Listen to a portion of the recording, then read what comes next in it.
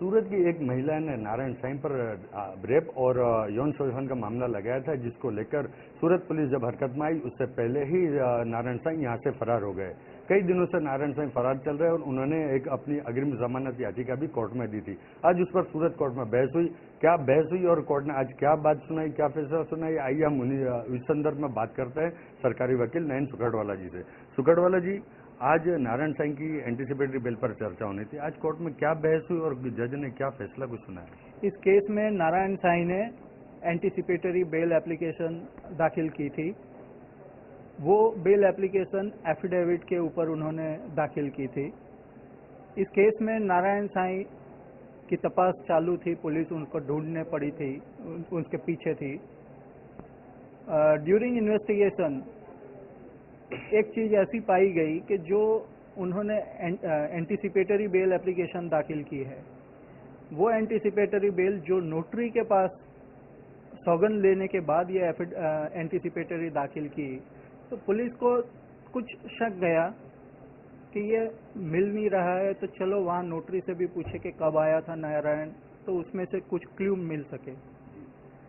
तो वो इन्वेस्टिगेशन के दौरान ऐसा पाया गया कि जो नोटरी के पास उन्होंने एफिडेविट की है, ऐसा उनका कहना है कोर्ट के समक्ष, वो नोटरी के पास हमने जो पुलिस ने जो तपास की, उसके तपास दौरान ऐसा मिला कि नारायण साईं वो नोटरी के पास कभी गया ही नहीं है। तो जैसे ये बात पुलिस को मालूम हुई, पुलिस की तरफ से ये मेन एंटीसिपेटरी बेल एप्लीकेशन की हियरिंग हो, उसके पहले पुलिस की तरफ से एक एप्लीकेशन दी गई कोर्ट में।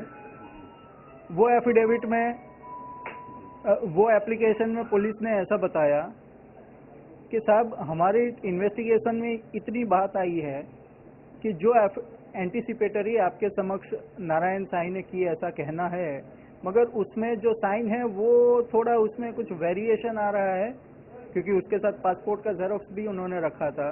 तो वो सिग्नेचर एंटीसिपेटरी बेल एप्लीकेशन के सिग्नेचर में वेरिएशन आ रहा है, और उसके साथ साथ जो नोटरी के समक्ष उन्होंने सौगंध लेने की बात की है, वो नोटरी के समक्ष तो नारायण गया ही नहीं है कभी।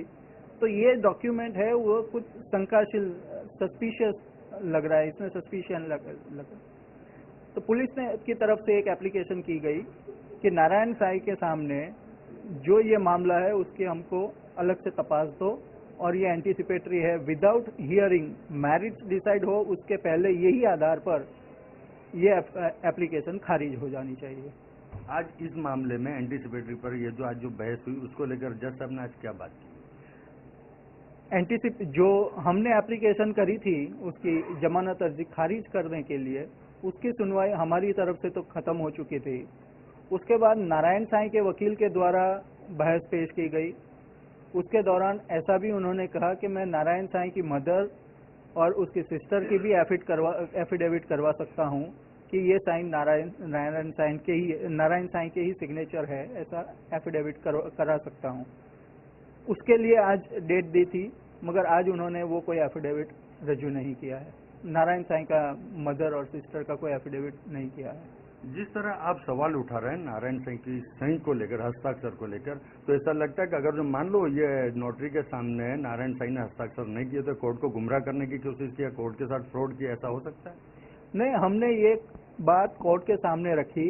अभी कोर्ट देखेगा इसमें कि अगर इसको फिट मानती है कि नहीं ये बात सच है, इसमें कुछ इन्वेस्टिगेशन करवाने की जरूरत है, तो कोर्ट ये ऑर्डर कर सकती है। It depend upon the court.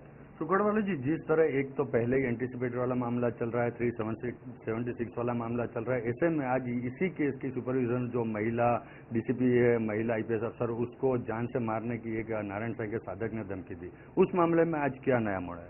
वो इस केस में जो डीसीपी शोभा बुत्रा है, उनको कोई एमपी से एक फोन आया था धमकी वाला, गोली से मार दूंगा, ऐसा कोई फोन आया।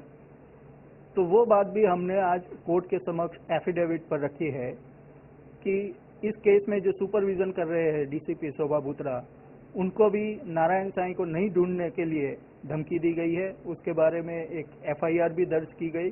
वो एफआईआर वाली बात हमने आज एफिडेविट पर इस एंटीसिपेटरी में रखी है। जिस तरह एक महिला ने नारायण साईं पर यौन शोषण का आरोप लगाते हुए यहाँ व्यारा की एक महिला आई थी, उसको इस केस में गवाह बनाया गया, साक्षी बनाया गया, उस महिला को भी कुछ धमकी देने की बात चल रही, क्या है पूरा मामला? नहीं, वो एफिडेविट करी है, वो आईओ से पूछो तो अच्छा है। तो हमने देखा ये तो सरकारी वकील नयन सुखड़वाला जी, जिस तरह इन्होंने कहा कि नारायण साईं की एंटीसिपेटरी बेल पर चर्चा होने से पहले उन्होंने जो एफिडेविट की थी उसमें जो हस्ताक्षर किए थे उसमें इनको कुछ शंका है, पुलिस डिपार्टमेंट को कुछ शंका है, उस बात को लेकर आज बहस हुई। हालांकि जो अदालत ने इस मामले में कल दोपहर बाद सुनवाई रखी है, लेकिन इसके बावजूद ये सारा मामला चल रहा है, उसके बावजूद इस केस में जो सुपरविजन कर रही है महिला आईपीएस अफसर शोभा भूतड़ा को जान से मारने की धमकी दी है, वो मामला जो काफी संगीन है। अगर जो एक आरोपी के जो साधक है वो अगर जो महिला अफसर को महिला आईपीएस अफसर को जान से मारने की धमकी देते हैं, तो और दूसरी आम महिलाओं की तो बात ही क्या पूछना। यही बात आज पूरे शहर में चर्चा का विषय बनी है और यही सारी बातें जो है वो नारायण साईं के गले की हड्डी भी बन सकती है।